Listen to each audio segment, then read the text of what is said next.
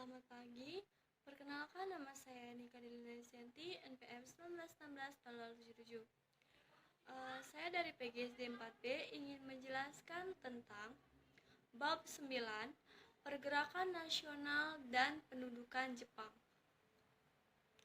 Pendahuluan. Sejak meninggalnya Raden Intan II pada 5 Oktober 1957, berakhir pula lah pahlawan rakyat Lampung. Sejak tahun 1857, pimpinan di Lampung dipimpin oleh residen dan dibantu oleh sekretaris serta 7 orang konsuler. Kesemuanya itu adalah orang Belanda. Pada tahun 1857 sampai 1859, orang-orang dari Rebang berpindah ke arah selatan, dan orang-orang Abung berdesakan untuk keluar dari kebuyaan, yaitu ke arah timur.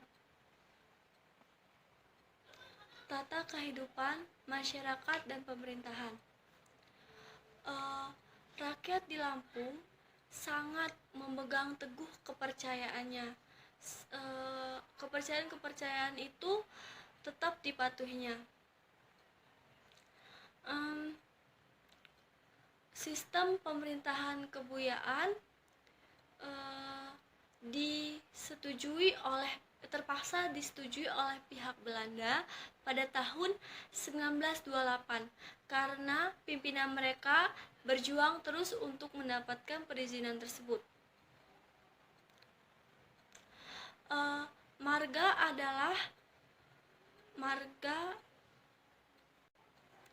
Pemerintahan marga merupakan pemerintahan terendah yang ada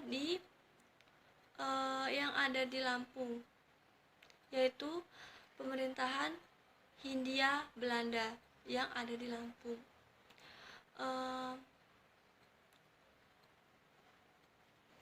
Sebagaimana telah dijalankan di daerah Palembang. Istilah-istilah tersebut tidak diganti, hanya saja istilah-istilah itu hanya diganti menggunakan bahasa Jepang. Pergerakan kebangsaan di daerah. Sejarah demokrasi di Indonesia selalu melewati fase 20 tahunan. Dimulai pada tahun 1908 adalah masa konsolidasi awal. Kemudian pada tahun 1928 semua pemuda-pemudi Jong Java, Jong Sumatera, Jong Bugis dan lainnya berkumpul untuk menyatakan diri dalam satu perikatan berbahasa, berbangsa dan bernegara, satu Indonesia. Pada waktu Jepang berkuasa, tidak ada satupun organisasi yang diizinkan berdiri. Keadaan masyarakat periode 1900 sampai 1922.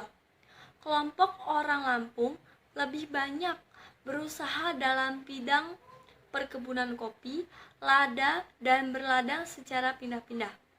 Dalam hukum adat Lampung, misalnya saat pengukuhan marga menelan biaya 2.400 gulden. Pada waktu itu senilai 40 ekor kerbau. Kehidupan seni budaya.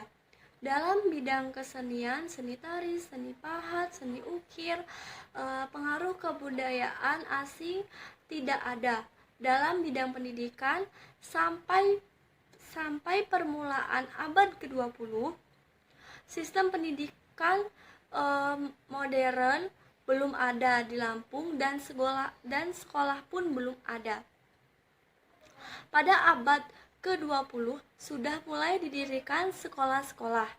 Mula-mula sekitar tahun 1900, kemudian sekolah-sekolah angka 2 di Teluk Putung dan Menggala sekitar tahun 1900, kemudian sekolah-sekolah dasar 2 tahun tanpa bahasa Belanda. Pada tiap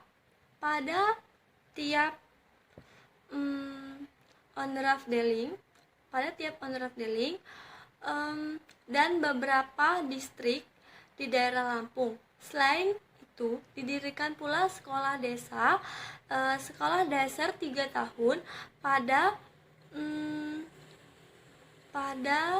tiap distrik pada waktu itu. Dari sekolah-sekolah tersebut, apabila seseorang ingin melanjutkan sekolah harus keluar daerah, yaitu ke Sumatera Barat atau ke Jawa, karena di Lampung pada saat itu belum ada sekolah kelanjutan setelah sekolah dasar. Sistem religi dan falsafah hidup. Sejak tahun 1902 mulai berkembang agama Katolik di Lampung. Agama Kristen Protestan muncul pada permulaan abad ini. Penganutnya sebagian besar dari orang Batak dan keturunan Cina. Sedangkan penduduk asli dan penduduk pendatang lainnya merupakan penganut agama Islam yang taat. Kolonisasi dan dampak lainnya diaspora Jawa di Lampung. Provinsi Lampung sejak lama menjadi daerah tujuan migrasi penduduk. Pada pelaksanaan kolonisasi yang pertama pada tahun 1905 telah memindahkan 155 keluarga dan Presidenan Kedua Jawa Tengah meminta daerah kolonisasi gedung tataan di Lampung. Kolonisasi dikenal sebagai istilah transmigrasi, membawa pengaruh terhadap munculnya desa-desa baru di daerah transmigrasi Lampung. Demikian penjelasan materi bab 9 dari saya. Bila ada tutur kata yang salah, saya mohon maaf, dan saya akhiri dengan selamat pagi.